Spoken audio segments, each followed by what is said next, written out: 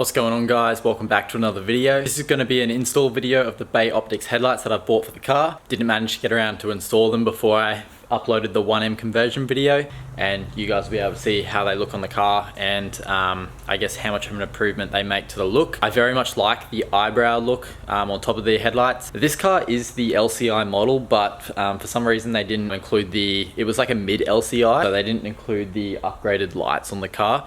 But once I put those lights on, all the exterior parts on the car will be brand new, as I already had replaced those rear tail lights, which I didn't do in a video. But yeah, the Bayoptiks headlights have a switchback LED on the top, which changes the daytime running light eyebrow to an orange indicator when you indicate. So that's one little feature that I liked about them. And the Bayoptiks headlights are quite neat. These are the headlights. They're still in the car because I went and picked them up from a shop. So as I plan to be tracking the car quite a bit, I took them to Solar Style down in Cooperoo and they put some PPF on the headlights for me. They did a really great job. You can't even tell that the film is on there, but that'll help, I guess, any little small stones that hit them, they won't damage the lens. So the lens will be protected on the track to a certain degree. Any big rocks and stuff like that that will hit them will definitely damage them, but the film's more so for any like debris, or I guess if you're walking past the car or anything, just any small scratches won't really affect the headlights. And the good thing about the PPF film is it's self-healing in the heat, so just from the heat of having the headlights on might self-heal it itself, or you can get a heat gun on it. These are the Bayoptiks headlights. As you can see, they are quite neat. They did a very great job of pulling them apart and putting them back together. I think they upgraded the indicator bulb to an LED, and they've also blacked out the inside housing. As you can also see, they've upgraded the projectors in there for me as well to, I think they're called G5 BRT projectors, which gives a nice bluey white cutoff, which you guys will see, I guess. So I've jacked the car up now. It was pretty hard to get her up in the air because she is so low, but I just jacked her up, put pieces of wood under the wheel just to get it a little bit higher, and then jacked it up on the bottom of the motor, and then put the jack stands under. But first things first is to take both wheels off, just so it's easier to access inside of the bumper, as there is a few screws in there to undo the front bumper. So I've installed one of the headlights, but I haven't fully screwed it up yet. But as you can see, it already looks 10 times better. One thing about these headlights that I didn't realize is you have to change and swap over the control module for the headlight. Yeah, I had to swap that out, and then you also have to swap the headlight bulbs over from your old lights and put them into these ones. I'll show you guys just how much better it looks with just one in. So these headlights have a switchback eyebrow. So when you lock the car or indicate,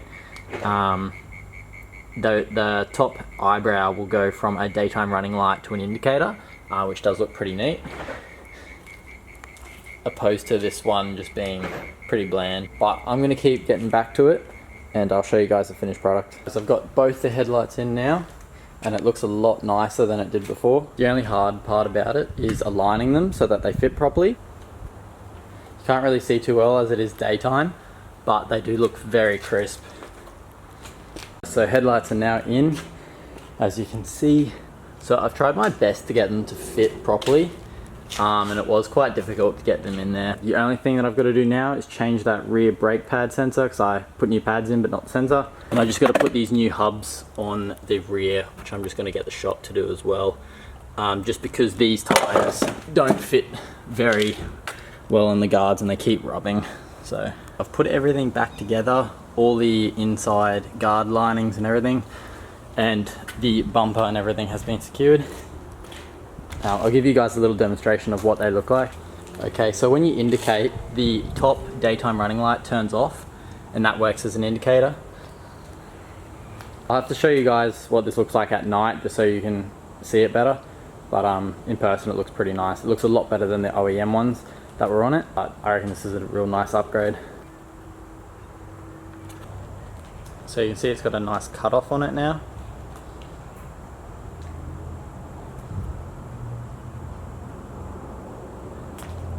Now I bought something just to make the reveal a little bit cooler, and I hope you guys enjoy it.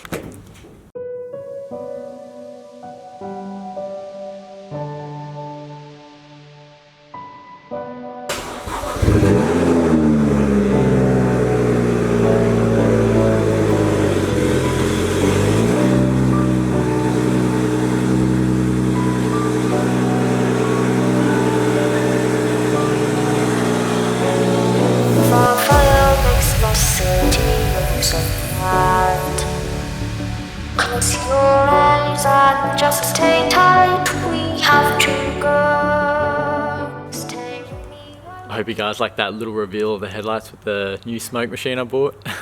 But they look pretty nice. I'm pretty happy with them. It's kind of like the new BMWs that have that sort of setup. Yeah, but it's that flashes orange and then changes back over. And then when you lock the car, flashes orange and then they fade.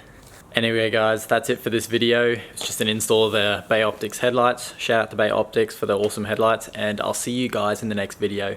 See ya.